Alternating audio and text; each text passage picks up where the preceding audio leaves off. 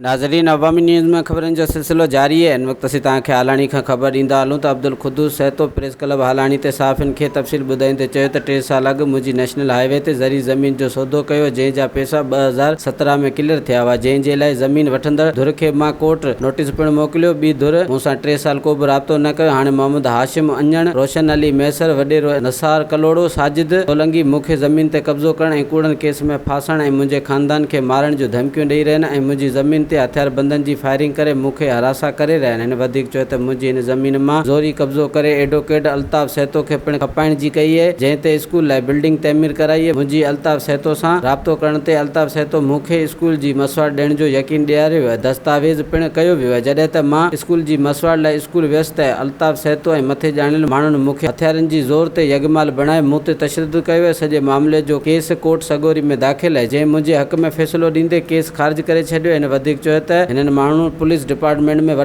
Officer आहिनि, जंहिं जे करे पुलिस हिननि ख़िलाफ़ को बि नोटिस वठण लाइ तयारु न आहे। मूंखे मथे ॼाणियल माण्हुनि मां धमकियूं ॾेई रहिया आहिनि। असां पंहिंजी ज़मीन ते बि वञी नथा सघूं, घर खां ॿाहिरि न निकिरण ते मजबूर थी विया आहियूं। मां ऐं मुंहिंजो ख़ानदान हर वक़्तु ख़ौफ़ जी ज़िंदगी गुज़ारे रहिया आहियूं। हिननि माण्हुनि असांजो जीअण जंजाल बणाए छॾियो आहे। हिननि चीफ जस्टिस, IG सिंध, वज़ीर आला सिंध, SSP नौशर फ़ैज़ खां मुतालबो कयो त असांजे मसइले जो नोटिस वठी असांखे तहफ़्फ़ुज़ फ़राहम कयो वञे। वधीक ख़बरनि ऐं तफ़सील जे लाइ विज़िट कयो असांजी वेबसाइट awamiNewsHD.com ऐं ॾिसंदा रहो अवामी न्यूज़।